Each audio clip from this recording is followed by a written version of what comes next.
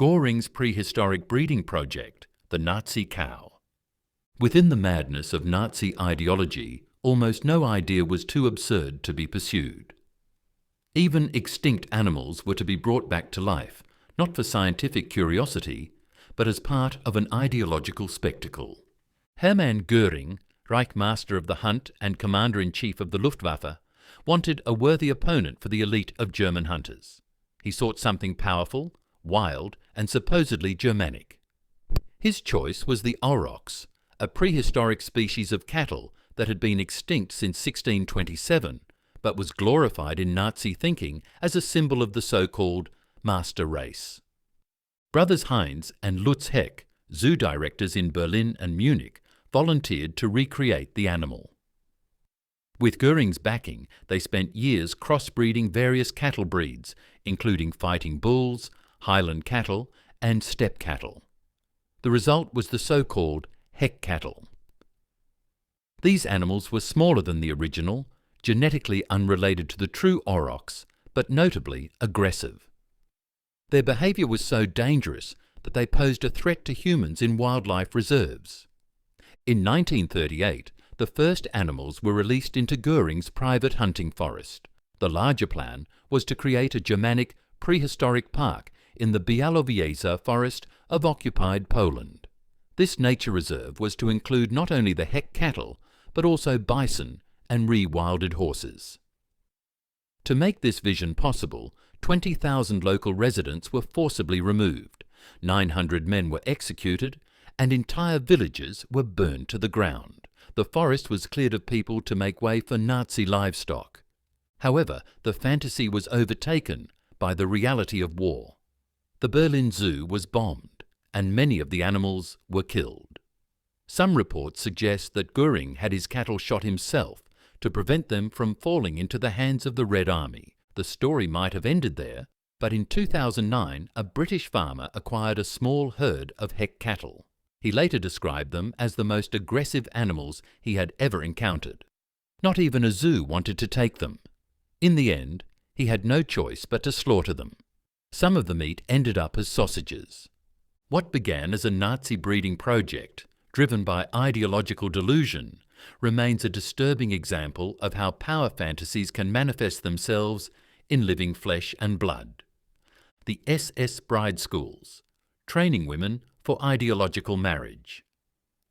In the 1930s, the Nazi SS established so-called bride schools, special institutions designed to train women who intended to marry SS officers. These schools were not about education in the traditional sense. Instead, they served the regime's broader goal, to shape women into ideologically loyal wives and mothers who would uphold the racial purity and values of the SS elite. Marriage within the SS was strictly regulated. From 1932 onward, SS men were required to obtain official approval to marry based entirely on racial and genetic criteria. Potential brides were screened, then sent through courses organised by the German Women's League, where they were indoctrinated in topics like home economics, child-rearing, racial theory, and Nazi family values. The first bride school opened in 1936 on the island of Schwanenwerder near Berlin. Others followed, such as the one in Husbach, where a former adult education centre was turned into a Reich bride and mother school. There, women attended 4 to 6 week courses alongside model farming settlements, intended to reflect the Nazi ideal of a racially pure, rural Volksgemeinschaft. What began as educational spaces became fully absorbed into the regime's propaganda machine. Intellectual development was replaced by obedience training. The goal was clear: to turn women into guardians of the bloodline, loyal wives and mothers who served not just their husbands, but the ideological mission of the SS. After the war, the bride schools faded from public memory, but they remain a stark example of how even private life, love, marriage, motherhood, was politicized under the Nazi regime. Women were no longer seen as individuals, but as instruments in a system obsessed with control, reproduction, and ideological conformity. The Lebensborn program, breeding the Nazi master race. The Lebensborn was a state-supported association founded by Heinrich Himmler in 1935 and run by the SS. Its official goal was to boost the birth rate of so-called racially pure children in accordance with Nazi ideology. Unmarried women who met strict racial criteria could give birth anonymously in special Lebensborn homes. Their children were often adopted into SS families, an attempt to engineer the future elite of the Third Reich. Women seeking admission had to prove their Aryan heritage through detailed ancestry records, medical evaluations, and personal statements. The idea was to reward racially valuable mothers and produce offspring that aligned with the Nazi concept of racial hygiene. But Lebensborn did more than just host births. It also facilitated the kidnapping of children from occupied countries like Poland, France, and Yugoslavia. If a child had blonde hair and blue eyes, they were labelled as potentially Germanizable and removed from their families. Their names and identities were changed. Those who failed the racial tests were deported or murdered in extermination camps. Newborns in Lebensborn homes were baptized in ceremonies mixing Nazi symbols, pseudo-Germanic rituals, and militaristic pageantry. Mothers were expected to raise more children or serve as staff in the homes. However, if they gave birth to disabled children, those infants were declared unworthy of life and often killed under the Nazi euthanasia program. By war's end, Lebensborn operated more than 20 homes across Germany and occupied Europe. In Norway alone, around 12,000 children were born in these institutions.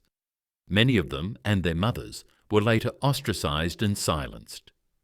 Deep psychological studies in the post-war years showed signs of trauma, emotional detachment, identity crises, and social isolation. Despite its disguise as a welfare initiative, Lebensborn was a calculated tool of Nazi population policy. It tried to create a biologically engineered society, leaving a lasting legacy of pain and loss. German physics, when ideology replaced science. In Nazi Germany, even science was forced to align with racial ideology. Under the name Deutsche Physik, or German physics, a movement emerged that rejected the modern abstract theories of figures like Einstein in favour of a racially defined vision of science. This movement was not about discovery or progress. It was about eliminating everything that was considered Jewish from the foundations of physics. Physicists Philipp Lenard and Johannes Stark, both Nobel Prize winners, became leading voices of this campaign. They promoted a return to classical mechanics, the outdated ether theory, and strictly experimental observation. Modern concepts such as quantum mechanics and relativity were dismissed, not because of their scientific shortcomings, but because their authors were of Jewish descent, and their logic was seen as too abstract or unnatural. Leonard went further by claiming that real science could only be produced by the so-called Germanic mind. He believed that the pursuit of truth was not universal, but rather rooted in racial heritage. In his multi-volume textbook, German Physics, science was redefined through ideology, and scientific understanding gave way to romanticized notions of racial essence and cultural spirit. Although the movement had little support among serious scientists, the political climate of the 1930s allowed it to gain institutional power. After the Nazi rise to power, Jewish scientists were expelled from universities. Johannes Stark was appointed head of the German Research Foundation, and Lenard served as a scientific advisor to the Ministry of Education. They went so far as to accuse non-Jewish physicists like Werner Heisenberg of being white Jews, a term used to target those who defended modern physics despite meeting racial criteria. The influence of this ideological science peaked when a Nazi-aligned physicist was chosen to fill the prestigious Munich chair, a position for which Heisenberg had been the leading candidate. However, the regime soon discovered that propaganda could not replace actual scientific knowledge. As military research projects advanced, especially the German atomic program, they depended heavily on the very theories the Deutsche Physik movement had tried to suppress. In 1940, a formal debate was held in Munich to resolve the growing divide between political and scientific factions. Known as the Munich Religious Discussion, the event marked a turning point. The principles of modern physics were publicly reaffirmed as essential to understanding atomic structure and energy. From that point onward, German physics lost both credibility and momentum. The rise and fall of Deutsche Physik serves as a powerful reminder that science cannot survive in service of ideology. It shows how quickly truth can be manipulated when politics dictates the boundaries of thought, and it leaves no doubt that scientific integrity must always be defended, not by race or nation, but by evidence and reason. Blood and soil, the deadly myth of the peasant paradise. The Nazi vision of an ideal state was not rooted in technology or progress, but in ancestry and agriculture. The so-called blood and soil ideology linked racial purity to rural life. According to this belief system, a person could only be part of the German folk if they lived on the land, in harmony with what was called the Nordic soil, from which they were said to originate. This glorified peasant world served as a direct contrast to city life. Urban environments were seen as sick, rootless, and foreign. Above all, they were considered un-German. In Nazi thinking, Jews were portrayed as the polar opposite of the grounded German farmer, as nomadic, disconnected from nature, and inherently dangerous. Walter Darré, SS official and Reich Minister of Agriculture, promoted this idea aggressively from 1930 onward. His goal was to cultivate a new rural elite, a nobility of blood and soil, who would biologically and spiritually renew the Reich. This was not merely symbolic rhetoric. It was codified into policy. A rural empire, however, required more land. That land was to be found in the East. The blood and soil ideology became a moral justification for the campaign to conquer and remake Eastern Europe. In this plan, entire populations would be displaced or exterminated, and their territories would be Germanized in every sense, from architecture to agriculture. Even the landscape itself was to be restructured to suit the needs of so-called Aryan settlers. In Nazi logic, people and their environment were geo-deterministically linked. A racially pure society, they believed, required a racially pure terrain. As early as the 1920s, literature helped lay the cultural foundation for these ideas. Novels began to frame German land seizure as natural and necessary. These repeated themes reinforced Nazi ideology and helped normalize expansionist thinking among the broader public. What appeared to be a nostalgic return to traditional values ultimately enabled systematic extermination. The blood and soil doctrine was not harmless folklore. It was a radical, pseudo-natural worldview that turned genocide into a tool of ecological and racial purification. The Nazi search for Atlantis, origins of the Aryan race. The legend of Atlantis began with Plato. Around 360 BCE, he described a mighty island civilization that sank into the sea after a single day and night of earthquakes and floods. Since then, generations of explorers, mystics, and researchers have tried to locate the lost realm.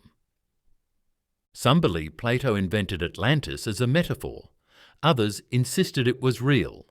Candidates range from Crete and Troy to Malta, and even the North Sea.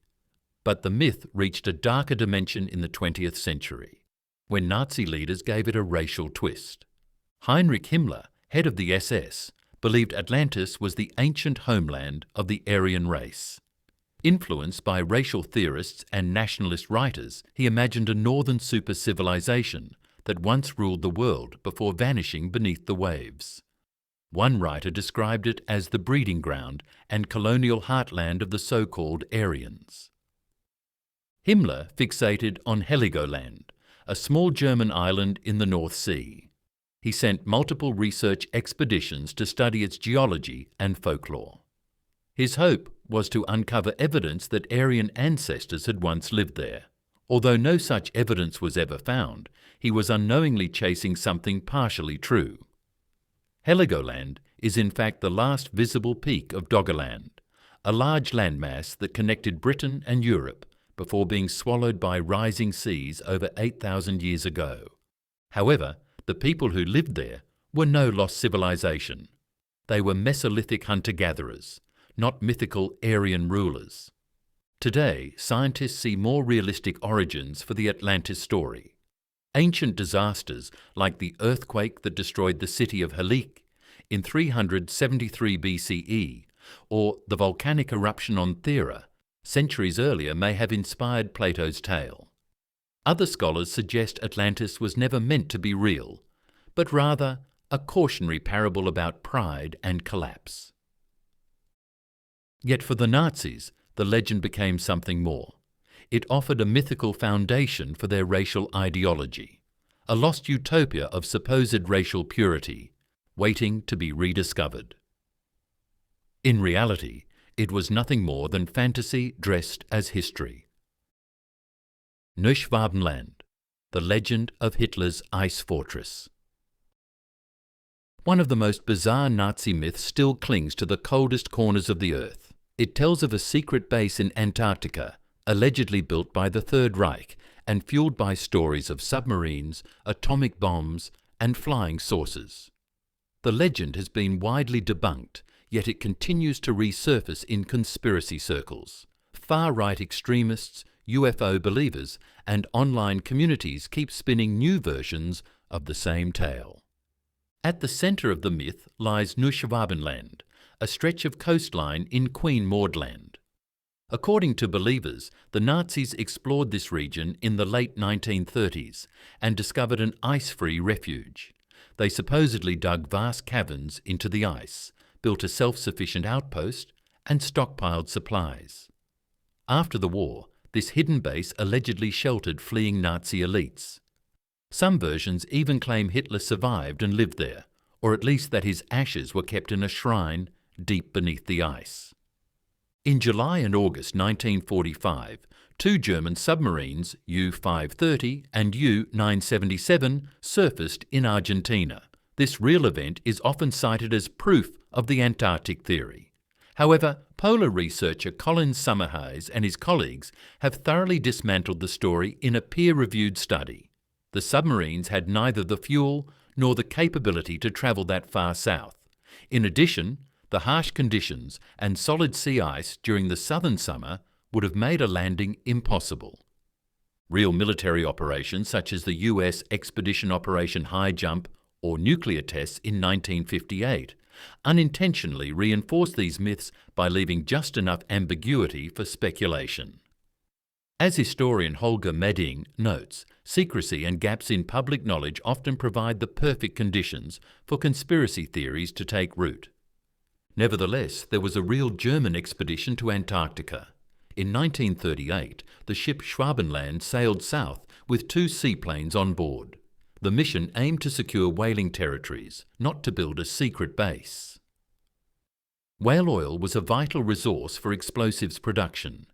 The expedition mapped the coastline, planted flags, and documented the region with photographs. Later generations misread these actions as signs of a military plot. The origin of the myth has a surprisingly mundane explanation. It was not about world domination from beneath the ice, but about whale oil and economic competition. Everything else was constructed from mistranslations, Cold War fears, and the allure of secret power. Even researcher Colin Summerhayes doubts that rational evidence will ever kill the myth. Those who truly believe in the ice fortress are unlikely to be swayed by facts. The Madagascar Plan, a deadly fantasy. In 1940, after France's defeat, Nazi officials revived an older anti-Semitic idea, deporting Europe's Jews to the island of Madagascar. The so-called Madagascar Plan, developed by the Reich Security Main Office and the Foreign Ministry, envisioned relocating 4 million Jews to the French colony off Africa's east coast. The idea wasn't new.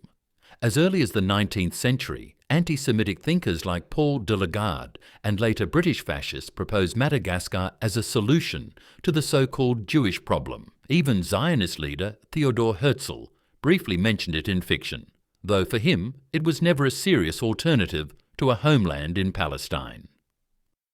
The Nazis saw the island as a massive ghetto under German rule. SS chief Heinrich Himmler called the plan a milder alternative to extermination. Adolf Eichmann was tasked with the logistics, calculating that 1 million people could be transported there each year. Jews were to be forcibly relocated, stripped of rights, and isolated from the world. Yet from the beginning, the plan was unrealistic. The British Navy controlled key sea routes, and France was unwilling to cede the colony. By late 1940, preparations quietly halted. Still, the plan reveals how Nazi leaders entertained genocidal solutions even before the final solution took shape. Some historians see the Madagascar Plan as a psychological milestone in Nazi policy, a transition from forced emigration to systematic extermination. Others argue it was never more than a smokescreen, used to mask plans for mass murder already in motion. In either case, it marked a chilling step in the path to the Holocaust, a colonial fantasy that would have meant death by neglect, isolation, and starvation, if it had ever been carried out.